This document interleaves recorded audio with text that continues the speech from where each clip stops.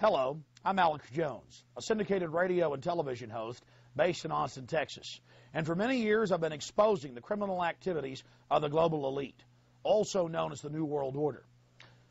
And this collection of power-mad megalomaniacs has been using a successive string of terrorist events to usher in their corrupt world government.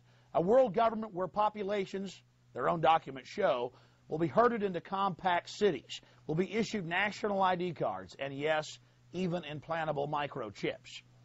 But in this film, we're first going to look at some historical examples of tyrants and governments, oligarchies alike, using crises, in many cases, terrorist events that they themselves perpetrate against their population, against their own bureaucracies, to create a crisis, to get the people to exchange liberty for so-called security. We're going to look at some historical examples of this, going back to Nero burning Rome to blame it on the Christians, and then fast-forwarding to Adolf Hitler, burning the Reichstag shortly after being elected, the governmental building, to blame it on his political enemies, to destroy their Bill of Rights and Constitution, and to announce martial law. Then we'll look at the Northwoods document from 1962, where the Joint Chiefs of Staff and many other sectors of the federal government to the highest levels were planning to blow up airliners full of Americans, full of American citizens.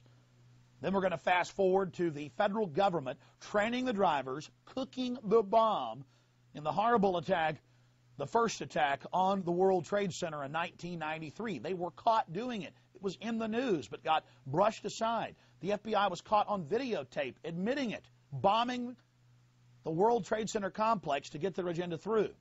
Then, of course, 1995 with the Oklahoma City bombing. Again, staggering amounts of evidence, an absolute proven fact that the government had prior knowledge and was instrumental in engineering the attacks on the Alfred P. Murrah building in Oklahoma City. And then, of course, none of you have to be reminded of the tragic events in 2001 on September 11th. My friends, the government just didn't have prior knowledge of September 11th al-Qaeda attacks. They actually funded, trained, protected, coddled, shepherded al-Qaeda into this country, trained many of the terrorists at the Pensacola Naval Air Station, USA, threatened FBI and defense intelligence officers who tried to stop al-Qaeda, threatened them with arrest. Bush signed, now public document, W199I, 2 months before September 11th, threatening them with arrest if they tried to stop al-Qaeda. And now his approval rating went from 45% to 90+%. The USA Patriot Act that has just eviscerated the Bill of Rights and Constitution has been passed, and yes, it pertains to Americans. Their cashless society, compact city control grid is falling into place. The people were preconditioned before all of these terrorist attacks to give up their liberties, and then the government will be able to protect them from terrorists. Look at who really stands to gain from this. Look who has the motive. You know, we tripled the FBI's anti-terrorism funding in 1996 after Oklahoma City. They didn't protect us in 2001 from Al-Qaeda, did they? No, they funded and protected them, took their names out of the customs computers, took their names out of the airport computers. Nurse bin Laden back to health in a U.S. hospital. You're going to see all the evidence. We had a war on drugs. There's triple the heroin, double the cocaine on our streets. Government's own numbers than there was 8 years ago. Our prison population has gone from 1.3 million to 6.5 million in the last 2 years, going into 2002, with the numbers only expanding. We had a war on poverty. There's more poverty. A war on illiteracy. There's more illiteracy. Now they're going to have this war on terrorism. You're going to see only escalations in it because the government only gets more power, more control over our lives, more funding after each horrible event. 12 people die at the first World Trade Center attack, 168, Oklahoma City, 3,000 plus, the second World Trade Center attack by the government. And now they're telling us, get ready for more attacks. And yes, if we don't take microchips, if we don't accept a microchip population, then we're going to get attacked again. And already the states admit they'd already been implementing a national ID card scheme.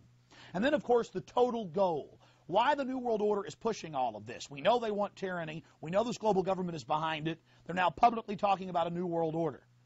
How did they get all this? And what's their final goal?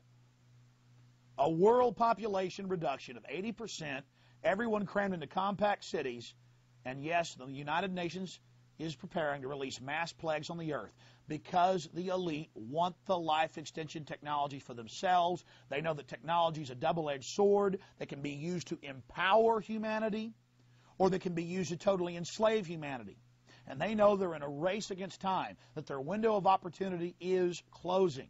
And they've got to dehumanize us. They've got to enslave us here on the global plantation now, or they're going to lose control.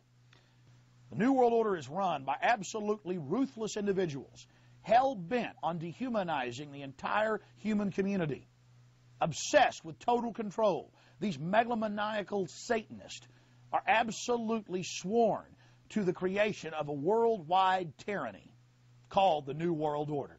This is the evidence, and it is conclusive. 911, the road to tyranny. War. Empires are built and maintained by it. Populations rally during time of war. Nothing centralizes power like it on Earth. All throughout history, leaders have used this unifying force to control populations. Humans instinctively shift into mindless groupthink when faced by an outside threat, whether real or manufactured. But now, in the 21st century, the system of control continues, but with more sophistication. You see, if there isn't an enemy to fight, you have to manufacture one. In AD 64, on the 10th of August, Nero, emperor of Rome, set the city ablaze while he fiddled. You see, he had a problem. The Christians were getting too popular. Of course, after he torched Rome, people were more than happy to rip them limb from limb in the arena. The persecution of the Christians is only one of many ancient examples of governments persecuting populations after creating crises.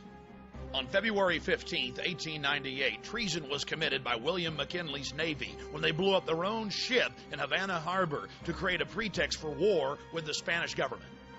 Adolf Hitler had already been elected president, but he wanted to abolish the chancellery and make himself Fuhrer.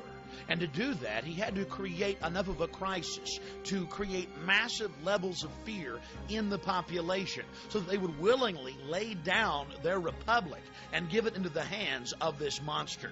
On the night of February 27, 1933, Adolf Hitler's stormtroopers, historical documents now conclusively show from Nazi archives, burned the Reichstag government building to the ground. A wave of arrests then took place across the Reich as the Fuhrer told the people, "Yes, I will protect you. You will have a utopia world. Everything will be given to you by the state as long as you offer total fealty and support